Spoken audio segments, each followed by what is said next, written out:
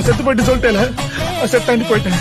எப்ப என் பேரஸ் என்ன விட்டு போயிட்டாலும் அப்ப இந்த அகசர செத்தாண்டி போயிட்டா.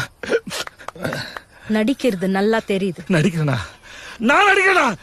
புருஷ முடாட்டி உறவுதான் ரொம்ப அற்புதமானது, அழகானதுன்னு சொல்லுவாங்க. ஆனா அதை தக்க வைக்கிறதுல படுற பாடு இருக்கு அம்மா. இப்ப உயிரே போயிடுது. எதுக்கா 3 மாசம் பிரிஞ்சிருந்தீங்க? அப்படி என்னதாங்க பிரச்சனை? ஐயோ